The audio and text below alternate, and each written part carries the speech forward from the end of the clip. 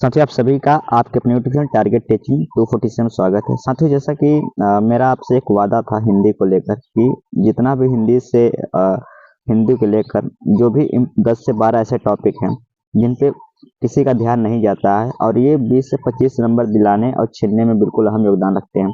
तो इन्हीं सब टॉपिकों को हम आपका ध्यान आकर्षित कराने के लिए रोज हम आपके साथ केवल 20 मिनट से 22 मिनट तक का वीडियो आपके बीच लाएंगे और इसी 20 से 22 मिनट की वीडियो में लगभग 2 क्लास में सारा का सारा उससे रिलेटेड चीजें मैं आपको कंप्लीट करवा दूंगा। तो उसी वादे को पूरा करने के लिए आज मैं आप सबके बीच फिर से हाजिर हुआ हूँ। और साथियों, ये आप यकीन रखिए कि वो आपको चाहे वो 6 to 8 हुआ चाहे 9-10 हुआ, अगर आप बीपीएससी टीआरई 4.0 की हिंदी का, क्योंकि मेरा खुद टीआरई 3.0 में चयन हुआ, हिंदी विषय ही मेरा मुख्य विषय रहा था, इसलिए हिंदी को लेकर मेरा भी एक व्यक्तिगत पिछला अनुभव रहा है। और मैंने यही देखा कि बहुत ज्यादा कठिन प्रश्न नहीं आते हैं। बस होता क्या कि हम काफी कम से कम ऐसे टॉपिक 10 से 12 होते हैं जिन पे हमारा ध्यान नहीं जाता और हमारे लिए क्या इंपॉर्टेंट है क्या नहीं इंपॉर्टेंट है, इस चीज को हम थोड़ा सा क्लियर नहीं कर पाते हैं, जिसकी वजह से हम बिल्कुल सरल सरल सा क्वेश्चन बिल्कुल गलत करके चले आते हैं। तो इसी सबको ध्यान में रखते हुए मेरा पूरी यही कोशिश रहेगी कि आपको थोड़ा सा मैं अवेयर कर सकूं हर एक टॉपिक को लेकर कि आपको कैसे पढ़ना है, कहाँ पे ज़्यादा अभ्यास करना है, कहाँ पे कम अभ्यास करना है, इन सब सारी चीज़ों को मैं आपको क्लियर करता रहूँ। तो आइए, मैंने कल अभी जैसा आप सभी पता है कि अभी हमने कौन कौन से अभी चैप्टर हमने कंप्लीट करवा दिया है। गद्यांश लगभग मैंने 2 से 3 क्लास करवा दिया है। फिर हमने पत्र लेखन, क्योंकि 2 प्रश्न इससे आते हैं तो इससे भी मैंने करवा दिया है गद्यांश का। फिर हमने जो एक बीच में करवाया था वो करवाया था काव्य गुण करवाया था। काव्य गुण के बाद आज जो हम लोग पढ़ने वाले हैं, कल वाक्य क्या पढ़ने वाले हैं, वाक्य। और कल भी हमने वाक्य का एक कुछ जो है एक क्लास ले लिया था। आज आइए स्टार्ट करते हैं इस टॉपिक को। तो जैसे ये पहला ही प्रश्न है कि अर्थ के अनुसार वाक्य का भेद नहीं है, तो हमारी यही कोशिश रहेगी एमसीक्यू प्रश्न के साथ जितना भी उससे रिलेटेड थ्योरी है, उस चैप्टर से रिलेटेड सारी चीजों को बिल्कुल डिटेल से एनालिसिस करवा सकूं। तो साथियों, यही प्रश्न है, इसका आप जवाब देने की थोड़ी कोशिश करिए, थोड़ा सोचिए कि अर्थ के अनुसार वाक्य का भेद नहीं है। अब देखिए साथियों, एक मैं यहाँ पे आप सभी को एक चीज बिल्कुल अवेयर कर सकूं कि आप जो भी चैप्टर पढ़े, चाहे संज्ञा, सर्वनाम, विशेषण, वाक्य, अलंकार, समास, जो भी पढ़े उसमें एक चीज ध्यान रखना है कि जो प्रकार आता है और जो ये प्रकार आता है वाक्य के आधार पे, अर्थ के आधार पे, संरचना के आधार पे, भाव के आधार पे, ये जो प्रकार आते हैं इसको बिल्कुल आप कहीं अलग से इसका नोट्स बनाते चलिए। प्रकार का कहीं भी एक अलग पिछला पेज अपना देख लीजिए, 2 से 3 पन्ना, और वहां पे बिल्कुल शॉर्ट में लिखिए कि इस आधार पे ये प्रकार होते हैं। क्योंकि इससे है क्या है कि 2 प्रश्न आना आना होता है, बिल्कुल सरल सा होते हैं, लेकिन आप वहां पे जब ऑप्शन बिल्कुल क्लोज देखेंगे 8, 7, 5, 4, तो बिल्कुल आप कंफ्यूज हो जाएंगे। क्योंकि अभी यारी 3.0 में मैंने ही देखा था कि ये प्रश्न आया था वाक्य के आधार पे, और माफ करिए, ये प्रश्न आया था अर्थ के आधार पे। अर्थ के आधार पे जो है वाक्य के कितने प्रकार होते हैं। आप सोचिए, बच्चे यही छोटे से प्रश्न था और उसमें कंफ्यूजन हो गया, 7, 6, काफी ऐसे बच्चे थे जो तैयारी करके गए थे और वहां पर वो गलत लगा चले आए थे। तो ये आपको बहुत विशेष ध्यान रखना है। चलिए, इसमें कि अर्थ के अनुसार वाक्य का भेद नहीं है। तो आपको पता है कि अर्थ के आधार पे 8 भेद होते हैं। अर्थ के आधार पे टोटल 8 भेद होते हैं, जिसमें से ये भी है, ये भी है, ये भी है। विधि वाक्य, निषेध वाक्य, प्रश्न वाक्य। ये वाला अर्थ के आधार पर नहीं, बल्कि ये रचना के आधार पे, संरचना के आधार पे वाक्य के 3 प्रकार होते हैं ना, सरल वाक्य, संयुक्त वाक्य और मिश्रित वाक्य। ये रचना के आधार पे, अर्थ के आधार पे बस यही 3 होते हैं। इसका आंसर हो जाएगा पहला। इसका ये थोड़ा सा एनालिसिस हम देखते हैं। जैसे ये आ गया प्रश्न आपका, इसमें क्या कि सही उत्तर सरल वाक्य होगा। आप क्या करना कि अर्थ के अनुसार सरल वाक्य का भेद नहीं होता है। आपको पता है सरल वाक्य क्या होता है कि ऐसे वाक्य जिनमें एक ही क्रिया एवं एक ही कर्ता हो, जिन वाक्य में एक ही उद्देश्य और एक ही विधेय हो। जैसे इसमें क्या है, कमला और विमला मंदिर जाती हैं। इसमें क्या है, एक ही हमारा हमारा वो है, क्या कहते हैं, हाँ, एक ही हमारा क्रिया है, मंदिर जा रही है, एक ही क्रिया है जिसमें एक ही क्रिया एवं एक ही कर्ता और एक ही कर्ता है। तो यहाँ पे क्या हो जाएगा हमारा, हाँ, यहाँ पे हमारा क्या हो जाएगा, सरल वाक्य हो जाएगा। ठीक, तो जैसे कि यहाँ पे अब थोड़ा सा अगर हम अर्थ के आधार पे वाक्य को देखना चाहें तो आप थोड़ा सा हमारे साथ देखने की कोशिश करेंगे। तो अर्थ के आधार पर वाक्य के कितने भेद होते हैं, थोड़ा देखिए। तो अर्थ के आधार पर जो है वाक्य के टोटल कितने भेद होते हैं, 8 भेद होते हैं। अर्थ के आधार पर आपसे पूछा जाए कितने भेद होते हैं, 8 होते हैं। वाक्य के आधार पर वाक्य कितने भेद होते हैं, 3 होते हैं। तो अब थोड़ा सा एक एक करके जान लेते हैं। ठीक, अब अलग अलग। तो अर्थ के आधार पर 8 प्रकार के भेद होते हैं वाक्य के। पहला जो होता है विधानवाचक वाक्य। क्या होता है? विधानवाचक वाक्य। यह क्या होता है? वह वाक्य जिससे किसी प्रकार की जानकारी प्राप्त होती है और वह विधानवाचक वाचक वाक्य कहलाता है। उदाहरण के लिए भारत एक देश है, भारत एक देश है। तो सिंपल सिंपल सी बात है, जिस भी वाक्य से कोई एक हमको जानकारी मिले या कोई एक स्टेटमेंट हो, कोई एक कथन हो, सिंपल सा सरल सा प्रश्न है, सरल सा कोई कथन हो, सरल सा कोई स्टेटमेंट हो, सरल सा कोई जानकारी हो कि जैसे भारत एक देश है। अब इस सबकी क्या जानकारी मिलता है कि भारत जो है क्या है कि एक देश, भारत को जो है एक देश के रूप में जाना जाता है। तो सिंपल सा जिसमें एक जानकारी मिले वो हमारा विधानवाचक वाक्य है। कोई भी इसमें आपको संशय या फिर संदेह की इसमें जरूरत नहीं है। दूसरा जो है कि निषेधवाचक वाक्य। आप देखिएगा दूसरा प्रश्न क्या है कि निषेधवाचक वाक्य क्या हो जाएगा? तो निषेधवाचक वाक्य क्या हो जाएगा? तो जिन वाक्यों में कार्य न होने का भाव प्रकट हो, कार्य न होने का भाव प्रकट हो, उसे निषेधवाचक वाक्य कहते हैं। कि मैंने दूध नहीं पिया, यहाँ पे दूध पीने के संबंध में क्या हमको जानकारी मिली कि उसने नहीं पिया।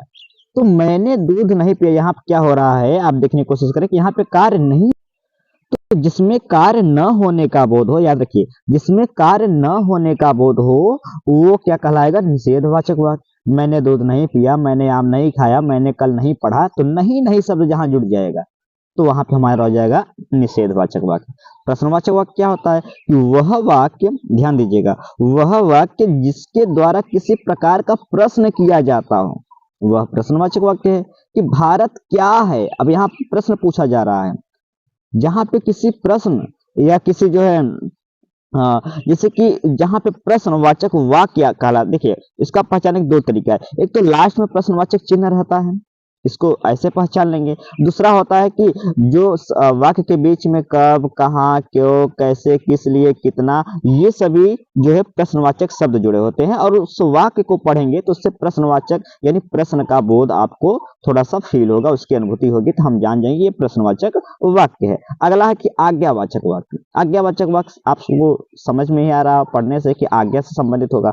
वह वाक्य जिसके द्वारा किसी प्रकार की आज्ञा दी जाती है, जिससे लग रहा है कि किसी भी प्रकार की आज्ञा दी जा रही है तो क्या हो जाएगा? आज्ञावाचक वाक्य हो जाएगा। या प्रार्थना किया जाता है, या आज्ञा आपसे दी जाती है, या उससे किसी जिस वाक्य से लगे कि उससे आपसे जो है प्रार्थना की जा रही है तो वह आज्ञावाचक वाक्य कि कृपया शांति बनाए रखें।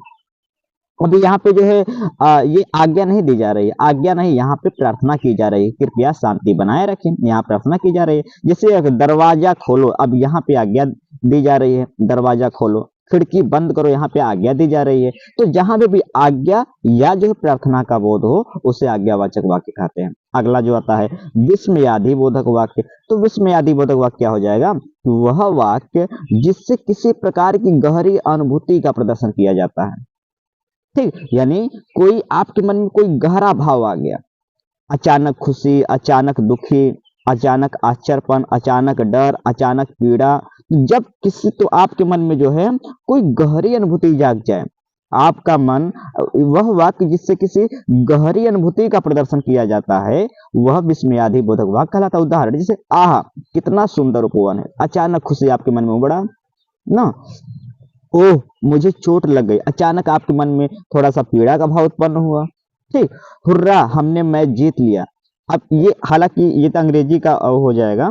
अब थोड़ा सा यहाँ पे देखिएगा कि जहां भी इसको पहचानने का तरीका क्या, विस्मयादि बोधक। आप थोड़ा सा इसको पहचानिए, ये वाला सिंबल यानी ऐसे करके एक छोटा सा ये विस्मयादि बोधक का चिन्ह होता है। जहां पे ये वाला सिंबल का प्रयोग हो वो क्या कहलाएगा? विस्मयादि बोधक वाक्य। तो क्वेश्चन प्रश्नवाचक वाक्य क्या होता था? इसका चिन्ह होता था, क्वेश्चन मार्क लगा होता था, प्रश्नवाचक चिन्ह लगा होता था, और विस्मयादि बोधक वाक्य में ये वाला चिन्ह लगा रहेगा। तो इस तरीके से आप पहचान लेंगे, बहुत ज्यादा दिमाग लगाने की जरूरत इसमें नहीं है। इच्छावाचक वाक्य क्या होगा? कि जिन वाक्यों में किसी की इच्छा, आकांक्षा या आशीर्वाद का बोध होता है। क्या क्या क्या आपको याद रखना है कि किसी की इच्छा का बोध हो रहा है, आकांक्षा का बोध हो रहा है या आशीर्वाद का बोध हो रहा है, उन्हें इच्छावाचक वाक्य कहते हैं। जैसे कि भगवान तुम्हें दीर्घायु करें, तो इसमें आपके लिए आशीर्वाद की आकांक्षा की जा रही है ना। या ये भी हो सकता है कि मैं भगवान से प्रार्थना करता हूँ कि आप पास हो जाओ, तो ये भी आप क्या हो रहा है यहाँ पे उस व्यक्ति की इच्छा जाहिर हो रही है, मैं ये आम खाना चाहूंगा, ये उसकी इच्छा जाहिर हो रही है इससे। तो जहां भी इच्छा, आकांक्षा आकांक्षा या आशीर्वाद का बोध होता है उसे जो है इच्छावाचक वाक्य कहते हैं। अगला सबसे है कि प्रश्नवाचक वाक्य।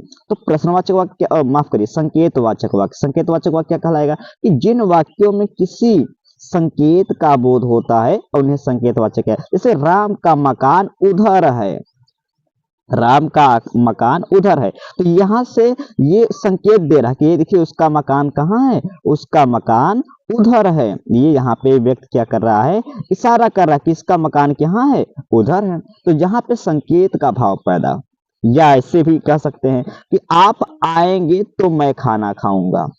यहाँ भी क्या है, यहाँ भी जो है संकेत का भाव पैदा माफ करिए, संकेतवाचक भाव पैदा हो रहा है कि आप आएंगे, तो संकेत दे रहा है कि यदि आप आएंगे तब तभी हम खाना खाएंगे।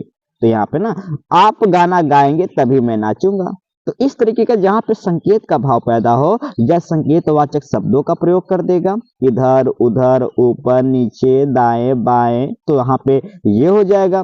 या तो यदि आप आएंगे तो मैं जाऊंगा। तो ये दो तरीके का इसमें वाक्य बन सकते हैं, आपको याद रख लेना बेहद जरूरी है। संदेहवाचक वाक्य क्या है कि जिन वाक्यों में संदेह का बोध हो, यानी शंका का भाव पैदा हो, संदेह का, क्या वह यहाँ आ गया, ये संदेह पैदा हो रहा है ना, क्या वह यहाँ आ गया, तो ये संदेह का भाव पैदा हो रहा है, संशय का भाव पैदा हो रहा है, शक का भाव पैदा हो रहा है। तो यहाँ पे जाहिर सी बात है संदेहवाचक। अब यहाँ पे क्वेश्चन मार्क को देखकर आप जो है ये देखकर प्रश्नवाचक मत लगा लीजिएगा कि क्या वह यहाँ आ गया। यहाँ पे देखेंगे तो थोड़ा सा इस वाक्य पे जोर दे रहा है, तो यहाँ पे संदेहवाचक वाक्य हो जाएगा।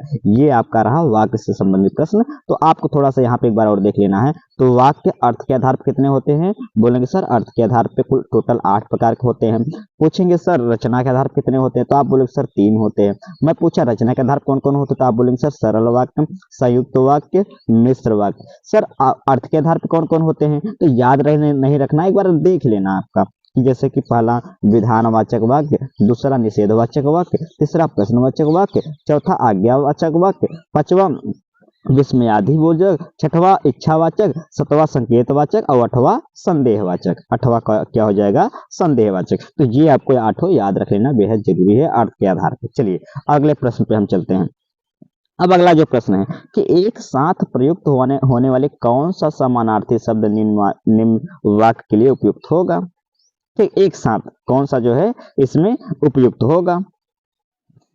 अब ये भी देखिए, अब इसका भी थोड़ा देखिए, ये समानार्थी शब्द ये वाक्य से ही जुड़ा चीज होता है।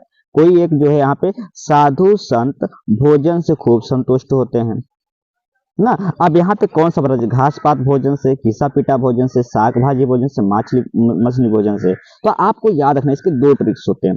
पहला तो आप सीधे सीधे वाक्य को ही इसमें बैठा लीजिए, ये जो वाक्य है इसको ही आप इसमें बैठा लीजिए और बैठाने पर उसके भाव को समझ लीजिए। ये देखिए वाक्य से संबंधित प्रश्न है, ध्यान दीजिएगा, ये वाक्य से संबंधित प्रश्न है कि इसमें कौन सा भरा जाएगा।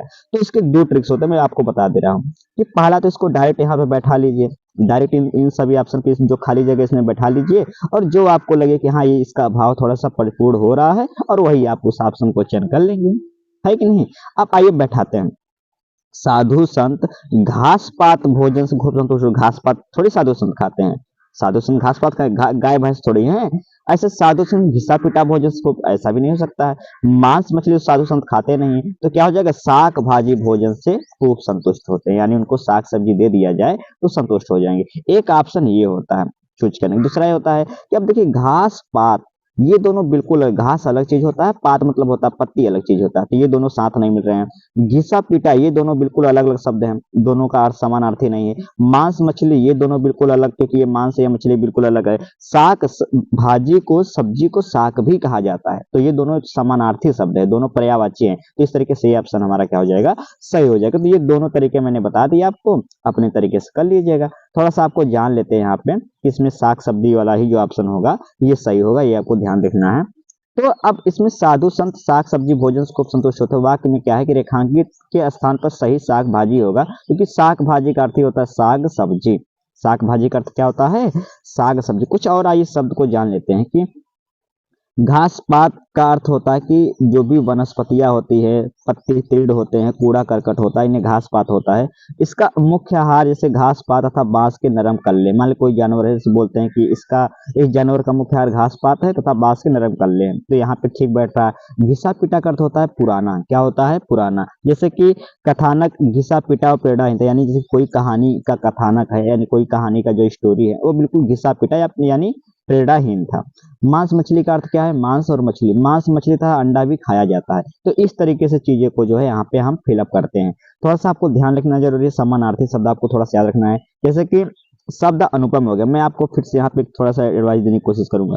देखिए साथियों, जैसे जो भी ऐसे शब्द जो फैक्ट है, ऐसे जैसे कि विलोम हुआ, ध्यान दीजिएगा, विलोम हुआ, तद्भव तत्सम हुआ, पर्यायवाची हुआ, ऐसे मैं बात करूंगा जैसे कि, और आपका जो प्रशासनिक शब्दावलियां होते हैं ये हुआ। ऐसे यदि मैं बात करूंगा क्या कहते हैं, आपका मुहावरा हुआ, लोकोक्तियां हुआ, ये सभी चीजें फैक्ट वाली चीजें होती है। तो मैं आपको बताया कि रोज आपको क्या करना, 20 मिनट या कम से कम आधे घंटे अभी से आप जो रोज आधे घंटे इसके लिए स्पेशल समय निकालिए। जो जिस किताब में हो इसमें जो है आप उस किताब को लेकर जो है रोज आधा घंटा उसको रिवीजन करें। एक बार रटना नहीं है पर्यायवाची विलोम वगैरह, एक बार ऐसे देखते जाना, देखते जाना, देखते जाना, अगले दिन फिर देखते जाना, अगले दिन फिर देखते जाना, और कम से कम 5 से 6 बार उसको देख लीजिएगा। नहीं तो आपको बहुत मुसीबत आ जाएगी जब पर्यायवाची या विलोम आ जाएगा, और बिल्कुल सरल सा, उसमें भी आप जब कंफ्यूज रहेंगे ना और गलत करके आएंगे तो वो आपको आसानी से कटाप से बाहर निकाल देते। जो मैं बोल रहा हूँ इस चीज की जरूर आप ध्यान किया करिएगा।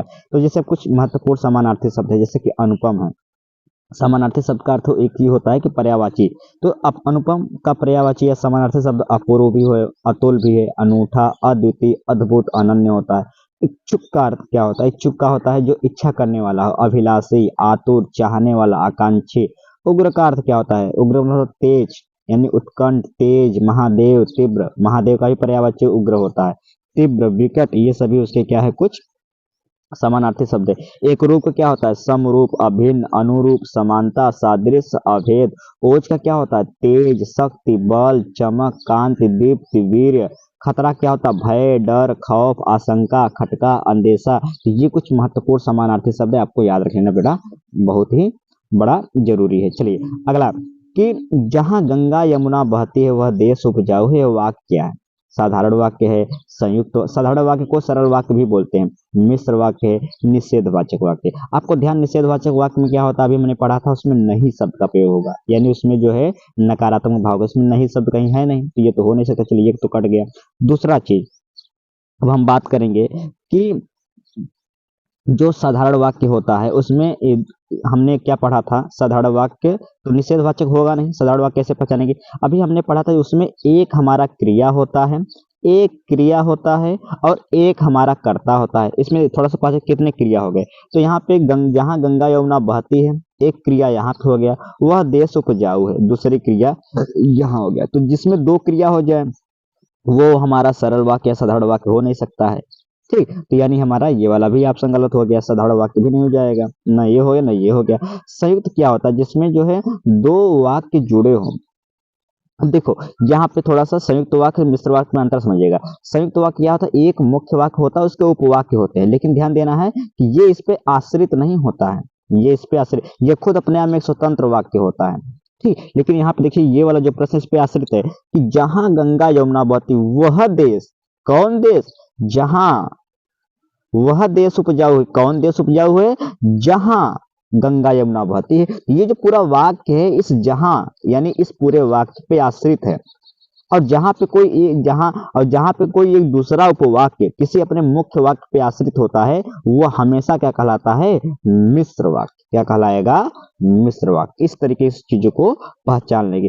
अब इसका हमने बताया था संयुक्त वाक्य का सबसे सरल तरीका होता है कि वहां क्या होगा कि या, अथवा, इस तरीके का शब्द जुड़ा होता है, या तो बिल्कुल स्वतंत्र शब्द होगा कि इससे इसका इस वाक्य से कोई लेना देना नहीं होगा। तो इस तरीके से दोनों तरीके होते हैं पहचानने का।